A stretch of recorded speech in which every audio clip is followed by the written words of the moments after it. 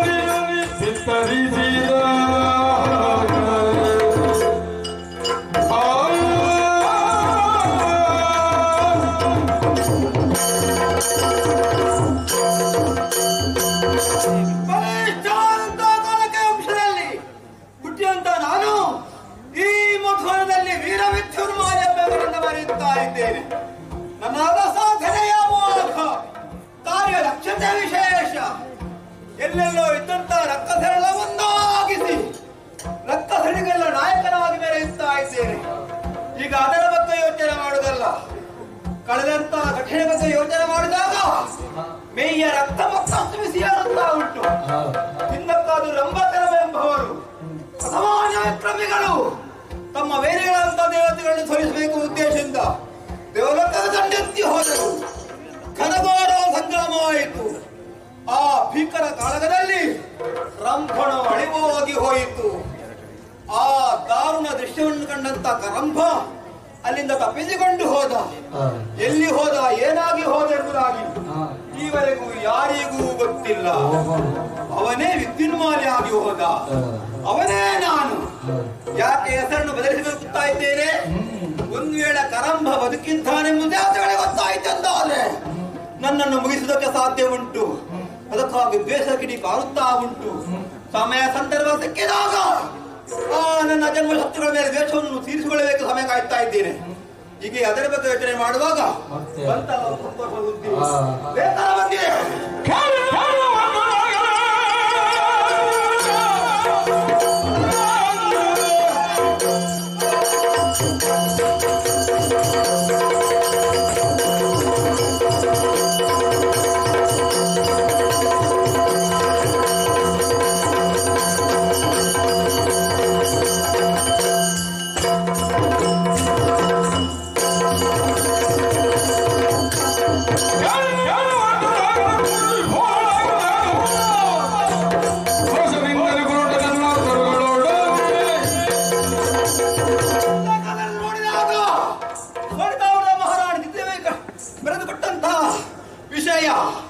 ಅವಳಿಗೊಬ್ಬಳೆ ಮಗಳು ಮಾಲಿನಿ ಎಂಬುದಾಗಿ, ಅವಳಿಗೆ ಅನುರೂಪದವಳು ನಾನೇ ಎಂಬುದಾಗಿ, ಮದುವೆಯಾಗಿ ದಿಬ್ಬರನ್ನು ಕೂಡಿಕೊಂಡು ಬರಬೇಕೆಂಬುದಾಗಿ ಪತ್ರದ ಮುಖೇನ ಕರೆದು ಕಳಿಸಿದ್ದಾರೆ. ಈಗ ನಾನು ಯೋಚನೆ ಮಾಡುವುದು ಒಂದಲ್ಲ, ಎಲ್ಲೂ ಸಿಕ್ಕುವುದೇ ಉದ್ದೇಶವಲ್ಲ. ಮತ್ತೊಂದು ಮಹಾಲಾಭ ಉಂಟು. ಅಲ್ಲಿ ಅಧಿಕಾರನ್ನ ಕೈವಶವಾಗ್ತದೆ, ಅದೆಷ್ಟೋ ಸೇನಾ ಬಲಗಳನ್ನ ಕೈವಶವಾಗ್ತದೆ. ಆಮೇಲೆ ನನ್ನ ವೇರಿಗಳ ಮೇಲೆ ವೇಷವನ್ನು ಸಾಧಿಸಿಕೊಳ್ಳಬಹುದು. ಅದಕ್ಕಾಗಿ ಮದುವೆಯಾಗಿ ಹೋಗಬೇಕು ತೀರ್ಮಾನ ಮಾಡಿದ್ದೇನೆ. ಒಬ್ಬನೇ ಹೋಗುವುದಲ್ಲ, ಕೆಲವಾರು ನನ್ನ ಅಭಿಮಾನಿಗಳನ್ನು ಸೇರಿಸಿಕೊಂಡು ಹೋಗಬೇಕು ತೀರ್ಮಾನ ಮಾಡಿದ್ದೇನೆ. ನೋಡುವ ಎಷ್ಟು ಮಂದಿ ಬರ್ತಾರೆ ಅಂತ.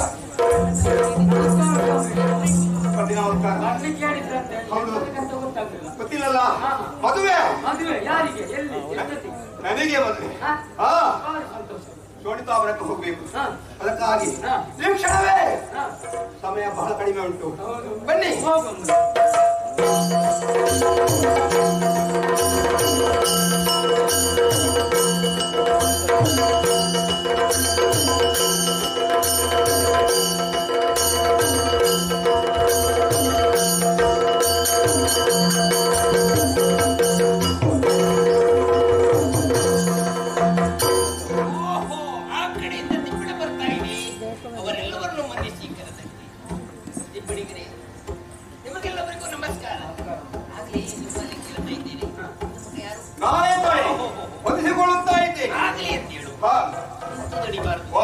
ಹೀಗೆ ಬರಬೇಕು.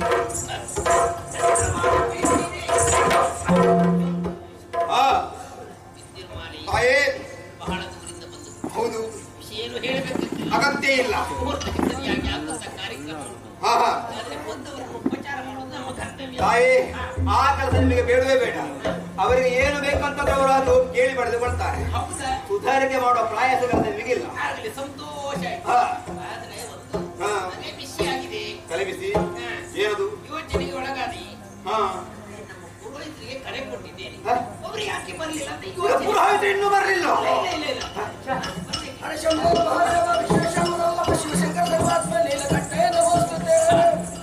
ನಮಸ್ಕರಿಸಿದೆ.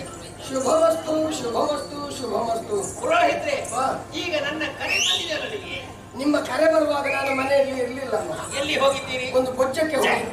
ಮಾತಾಡಬೇಡಿ, ಮಾತಾಡಿದ್ರೆ ಮುಹೂರ್ತ ಮೀರಿ ಹೋಗ್ತದೆ. ವೆಂಕಟರಮಣ ಭಟ್ರ ಮಗ ಸುಬ್ರಾಯ ಭಟ್ರು ಅವ್ರು ಬಾವಿಗೆ ಬಿದ್ದು ಸತ್ತದಲ್ವ? ಮಾತಾಡಬೇಡಿ, ಮಾತಾಡಿದ್ರೆ ಮುಹೂರ್ತ ಮೀರಿ ಹೋಗ್ತದೆ. ನಾನು ಮತ್ತೆ ಅವರು ಬಹಳ ಆತ್ಮೀಯರು ತಾಯಿ. ಆತ್ಮೀಯತೆಯಿಂದ ಇರುವಾಗ ಬೊಜ್ಜಕ್ಕೆ ಹೋಗದೆ. ಮಾತಾಡಬೇಡಿ, ಮಾತಾಡಿದ್ರೆ ಮುಹೂರ್ತ ಮೀರಿ ಹೋಗ್ತದೆ. ಅಮ್ಮ, ನಾನು ಮಾತಾಡಿ ಮುಹೂರ್ತ ಮೀರಿ ಹೋದ್ರು ಹೊಸ ಮುಹೂರ್ತ ತಯಾರು ಮಾಡಿ ನಿಮ್ಮಿಂದ ಆಗ್ತದ? ನಾವು ಅವಸರ ಮಾಡೋದು ಯಾಕೆ? ದಿಬ್ಬಣಿಗರು ಬರಬೇಕು, ಆ ನಂತರ ಎಲ್ಲ ಕಾರ್ಯಕ್ರಮ. ಪುರೋಹಿತರೆ, ದಿಬ್ಬಣ ಬಂದಿದೆ. ಎಲ್ಲರೂ ಕುಳಿತುಕೊಂಡವರೆಲ್ಲ ದಿಬ್ಬಣಿಗರು. ದಿಬ್ಬಣಿಗರ ಬಹಳ ಜನ ಬಂದಿದ್ದಾರೆ. ನಮಸ್ಕಾರ ನಮಸ್ಕಾರ. ಅಮ್ಮ, ಸಭೆಯಲ್ಲಿ ಹೂವಲ್ಲಿ ತಲೆಗೆ ಮುಂಡಾಸ್ ಕಟ್ಟಿ ಕೂತಿದ್ದಾರಲ್ಲ ದೇವರೇ, ಮದುಮಗ ಸಭೆಯಲ್ಲಿ ಕುಳಿತುಕೊಳ್ತಾರೆ. ಮತ್ತೆ ತಿರುಗಿ ನೋಡಿ. ಮುಖವೇ ಸರಿ. ಯಾರು ನೋಡಿ? ದಿಬ್ಬಣಿಗರಲ್ವಾ?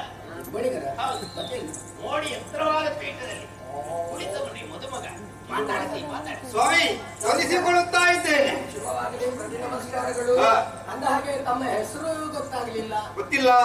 ಎತ್ತಿನ ಮಾಡಿದ್ರೆ ನಾನೇ ಸರಿ. ಓ, ಉದ್ದಿನ ಬೇಳೆ ಅಂದ್ರೆ ನೀವೇ ಅಲ್ವಾ? ಉದ್ದಿನ ಬೇಳೆ ಅಲ್ಲ, ಕಡಲೆ ಬೇಳೆ. ಎತ್ತಿನ ಮಾಡಿ ಎಲ್ಲಿಂದ ಬಂದಿರಿ?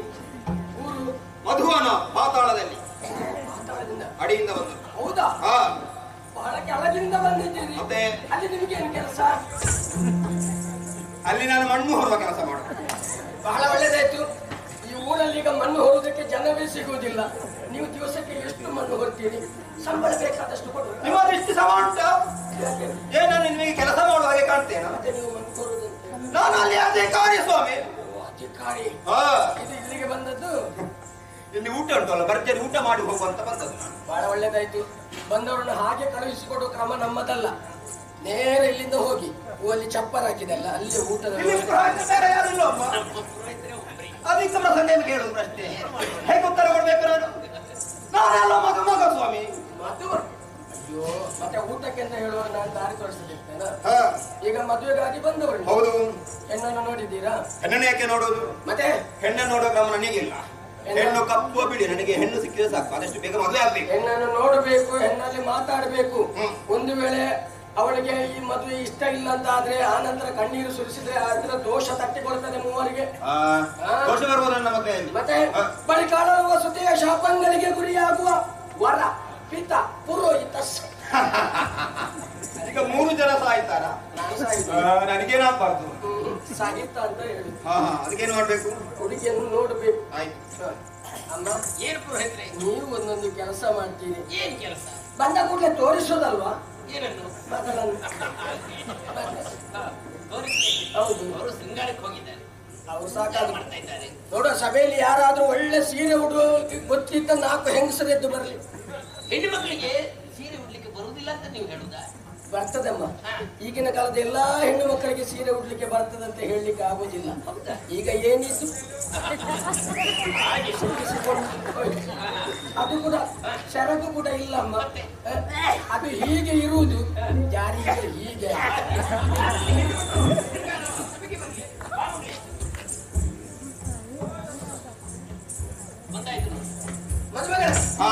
ಮದುಮಗನ ಬಂದಾಯ್ತು. ಹೌದಾ? ನೋಡ್ಬೋದು. ಸ್ವಾಮಿ, ಮಗಳು ಬಹಳ ಚಂದ ಅಂತ ಕೇಳಿದ್ದೇನೆ. ತಪ್ಪೇನಿಲ್ಲ. ಆಹಾ, ಇದು ಬಣಕಲಂದು ಒಣಕಲಂದು ಇದು ಕ್ಷೀಣ ಉಂಟು, ಕೊಕ್ಕರೆ ಹಾಗೆ ಉಂಟು. ಇದು ಹೆಣ್ಣ ಅಂತ ನನಗೆ ಗೊತ್ತಾಗುದಿಲ್ಲ. ಈಗ ಇವಳು ಸರಿ ಊಟ ಮಾಡುದಿಲ್ಲ ಏನು? ಅಯ್ಯೋ, ಅವಳು ನನ್ನ ಪಕ್ಕದ ಮನೆಯವರು. ಇಲ್ಲಿ ವ್ಯವಸ್ಥೆಗೆ ಬೇಕಾಗ್ತದೆ ಅಂತ ಕರ್ಕೊಂಡು ಏನು ನಿನಗೆ ಅದು ಬಲಿಗೆ ನಿಲ್ಲಿಕ್ಕೆ ಆಗುದಿಲ್ವ? ಇದು ಇವಳಲ್ವಾ? ಹಿಂದೆ ನೋಡಿ. ಸ್ವಾಮಿ, ಬಹಳ ತೃಪ್ತಿ ಆಯ್ತು. ಹೌದಾ?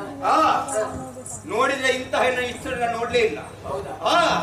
ಮುಖದಲ್ಲಿ ಚಂದ್ರನ ಕಲೆ, ನಗೆಯಲ್ಲಿ ಮಲ್ಲಿಗೆ ಮಳೆ, ನೋಟದಲ್ಲಿ ಮಿಂಚಿನ ಸೆಳೆ, ಮುಕುರ ಕಪೋಲೆ ಚಂಪಕ ಮಾಲೆ, ಪನ್ನಗ ನಿಭವೇಡಿ, ಸೊಬಗಿನ ಸೋನೆ, ಸೊಬಗಿನ ಸಾಮ್ರಾಟ್. ಅಯ್ಯೋ, ಈ ಸೋನೆ ಸಾಂಬಾರ್ ಇದೆಲ್ಲ ಯಾಕೆ? ಅದು ವಿಮರ್ಶೆ ಮಾಡ್ಲಿಕ್ಕಿಲ್ಲ, ಅದು ವಿವರಣೆ ಕೊಟ್ಟ ವರ್ಣಿಸಿದ್ದು. ಹಾಗಾದ್ರೆ ನೀವು ನೋಡುವ ಹಾಗಲ್ಲ, ನೀವು ದೊಡ್ಡ ಕವಿ. ಏನ್ ನಾನು ಕೋತಿ ಮಾಡ್ತೀರ? ಹಾಗಲ್ಲ, ಕವಿ. ಕವಿ ಪೊಂಗ ಪೊಂಗಯ ನಿಮ್ಮ ಅಜ್ಜ ಕವಿ ಪುಂಗವ. ಕವಿ ಪುಂಗವ. ಅಮ್ಮ, ಹುಡುಗನನ್ನು ನೋಡಿದಿರಲ್ಲ, ಒಳ್ಳೆದಾಗಿ. ಹೇಗೆ ಒಪ್ಪಿಗೆಯ? ಪುರೋಹಿತ್ರೆ, ಇದು ಅದು ಸೇರಿ ಅದು ಮತ್ತೆ ಅಮ್ಮನಿಗಾದ್ರೆ ನನಗೂ ಆದಿತ್ತು. ನಾನೀಗ ಅಮ್ಮನಿಗೆ ಮದುವೆ ಮಾಡುದೋ ಮಗಳಿಗೆ ಹಾಗೆಲ್ಲ ಪ್ರಯೋಜನ. ಹಿರಿಯ ಸ್ಥಾನದಲ್ಲಿ ಇದ್ದವಳು ನಾನಲ್ವೇ? ಹಾಗೆ ಹಿರಿಯವರ ಅಭಿಪ್ರಾಯ ಹೇಗೋ ಹಾಗೆ ನನ್ನ ಮಗಳ ಅಭಿಪ್ರಾಯ. ಹಾಗಾದ್ರೆ ಎಲ್ಲ ಒಪ್ಪಿಗೆ ಉಂಟು ಅಂತ ಆಯ್ತು. ಮುಂದಿನ ಕಾರ್ಯಕ್ರಮ ಆರಂಭಿಸುವುದು. ಕೋಲಾರದವರು ಬಂದಿದ್ದಾರಲ್ಲ, ನಾನು ಹೇಳುವಾಗ ಬಾರಿಸಿದ್ರೆ ಆಯ್ತು. ಇನ್ನೀಗ ಹೂವಾರ ಎಲ್ಲಿ ಉಂಟು? ಇದು ನಿಮ್ಮ ಮಗನ ಕೈಯಲ್ಲಿ, ಇದು ಮದುಮಗನ ಕೈಯಲ್ಲಿ. ಆರಂಭಿಸಿ. ಸುಮುಹೂರ್ತ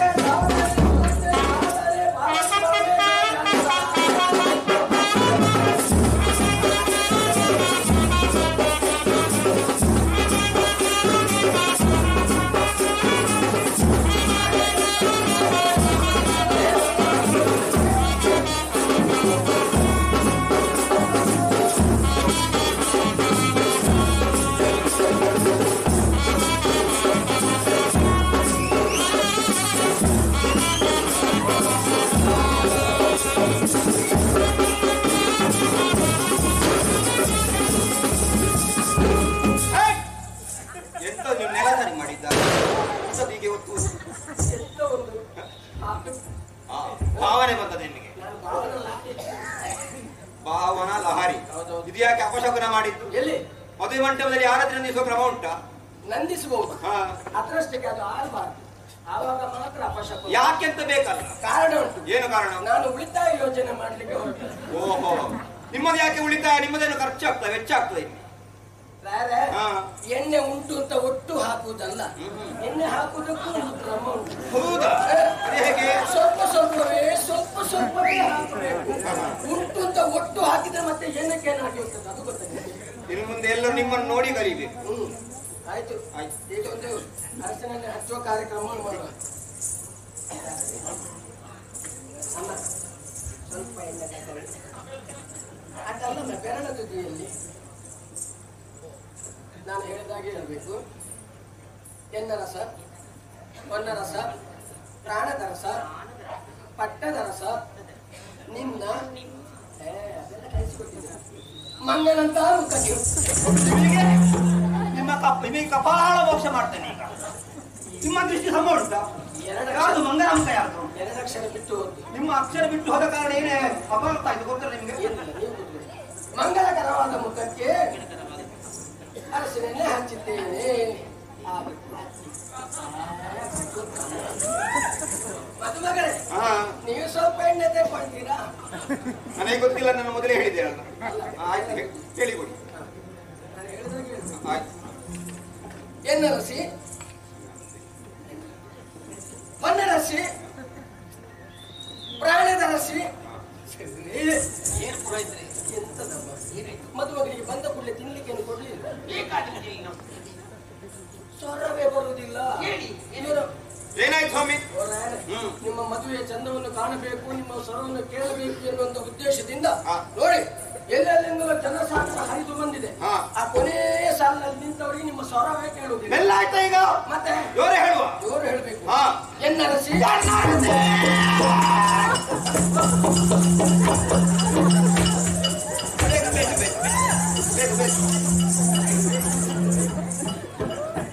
ಕಷ್ಟ ಇರ್ಬೇಕಾಗಾಯ್ತು. ಏನಾಗ್ಲಿಲ್ವಾ? ನನಗೇನಾಗಿಲ್ಲ. ಕಬ್ಬಿನ ಹಿಡ್ಕೊಳ್ಳುವಂತ ರೋಗ ಉಂಟು ಅಂತ ಮುರ್ಜೆ ರೋಗ ಅಲ್ವಾ? ಅದೇನು ಹಾಗೆ ಹೆಚ್ಚು ಕಡಿಮೆ ಆಗ್ತದೆ? ಕಾರಣ ಉಂಟು. ಅಮ್ಮ, ನಾನು ಹೃದಯ ರೋಗ ಪೀಡಿತನಮ್ಮ. ನನಗೆ ಗಟ್ಟಿ ಸ್ವರ ಕೇಳಿದ್ರೆ ಆಗುವುದಿಲ್ಲ. ಈ ಕಾಯಿಲೆ ಉಂಟು ಅಂತ ಗೊತ್ತಾದ ಮೇಲೆ ನಾನು ಪಂಡಿತರಲ್ಲಿ ಔಷಧಿಗೆ ಹೋಗಿದ್ದೆಮ್ಮ. ಮತ್ತೆ ಪರೀಕ್ಷೆ ಮಾಡಿ ಇಷ್ಟು ಉದ್ದದ ಶೀಶೆಯಲ್ಲಿ ಕಷಾಯ ಕೊಟ್ಟಿದ್ರು. ಪಂಡಿತರು ಹೇಳಿದ್ರು ಸ್ವಲ್ಪ ಸ್ವಲ್ಪವೇ ತೆಕ್ಕೊಳ್ಬೇಕು, ತೆಕ್ಕೊಳ್ಳುವಾಗ ನೀರು ಹಾಕಿಯೇ ತೆಕ್ಕೊಳ್ಬೇಕು ಅಂತ ಹೇಳಿದ್ರು. ನನಗೆ ಮನೆಗೆ ಮುಟ್ಟುವಾಗ ಪಂಡಿತರು ಹೇಳಿದ್ದು ಮರೆತೇ ಹೋಯ್ತು. ಇಡೀ ಶೀಶೆಯನ್ನೇ ತಪ್ಪಿಸಿದ್ರು. ಗೊತ್ತಾಗ್ಲಿಲ್ಲ ಅಂತ. ಈಗ ಯಾವಾಗ್ಲಿಲ್ಲ. ಗಟ್ಟಿ ಸ್ವರ ಕೇಳಿದ್ರೆ ನಿಮ್ಮ ಏರು ಸ್ಥಾಯಿ ಬೇಡ, ಇಳಿ ಸ್ಥಾಯಿ ಬೇಡ, ಮಧ್ಯಮ ಸ್ಥಾಯಿಯಿಂದ ಹೇಳಿ. ಎನ್ನರಸಿ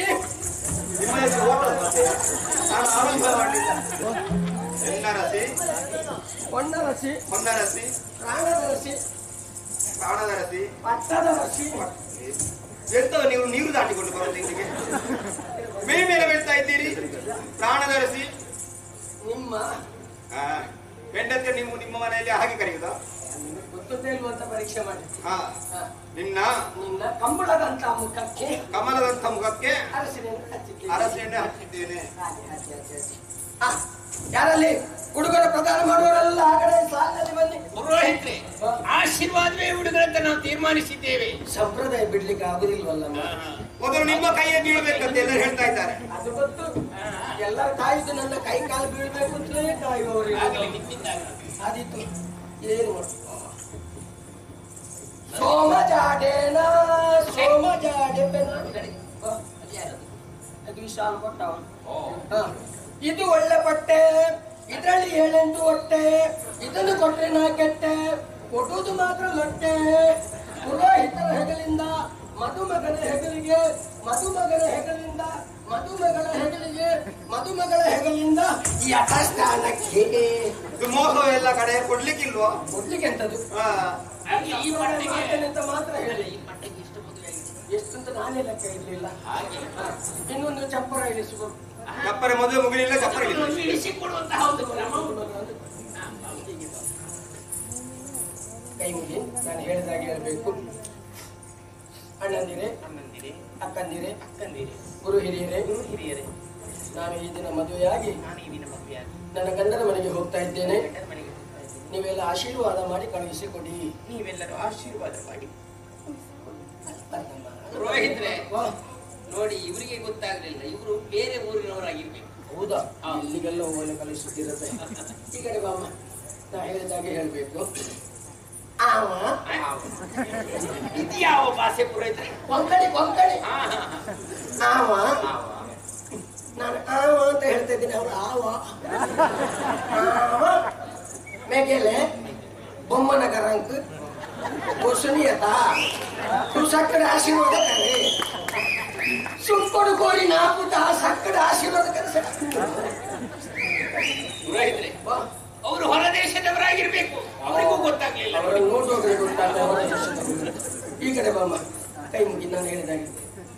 ಅಣ್ಣನ ಕೊಲೆ, ಅಣ್ಣನ ಕುಲೆ ಎಲ್ಲ ಬೇತೆ ಹಾಕ್ಬಿಟ್ಟು ಒಟ್ಟಿಗೆ ಕೊಡ್ಬೇಕು. ಬಾಧೆ ಅಣ್ಣನ ಕಲೆ, ಅಜ್ಜನ ಕಲೆ, ಅಜ್ಜಿನ ಕುಲೆ, ಅಕ್ಕನ ಕುಲೆ, ಜೋಕುಲೆ ಯಾನು ಮದುವೆ ಆದಿ ಎನ್ನ ಕಂಡನೇರೆ ಹೋಯ್ನಲ್ಲ ಸೊಂಟ ಕಂಡನೇರೆ ಇಲ್ಲದೆ ಓದು ಬರ್ಪೆ ನಿಗಳು ಮತ್ತೆ ಆಶೀರ್ವಾದ ಮಲ್ಪಲಿ ಮಾತ್ರ ಆಶೀರ್ವಾದ ಈಗದಿ ಅವೇ ಆನಮನ ಕುಲಿಪೆರ ಒಪ್ಪನ ಮದ್ಮೆ ತಗೊಂಡಾಗ ಕಣ ನೀರು ತೆಪ್ಪೆರ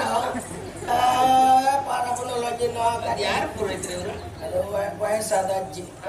ಅವು ಮಗ ಈ ಒಳಗೆ ಇದೆ.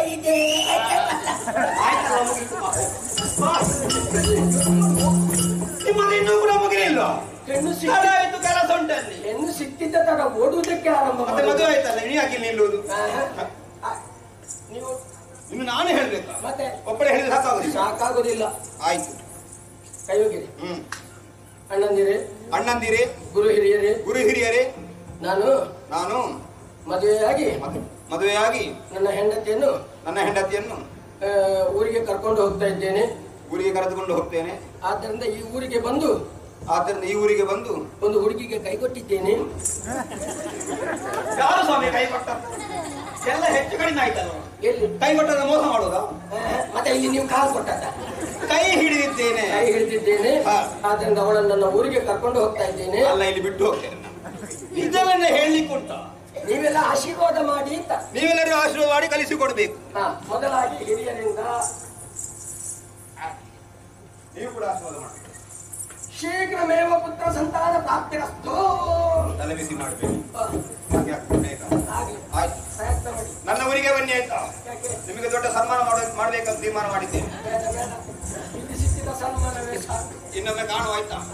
ಪುರೋಹಿತೆ, ಮದುವೆ ಕಾರ್ಯಕ್ರಮ ಎಲ್ಲ ಮುಗಿಯಿತು. ಈಗ ಊಟಕ್ಕೆ ಸಿದ್ಧವಾಗಿದೆ. ನೀವೇ ಹೇಳ್ಬೇಕು.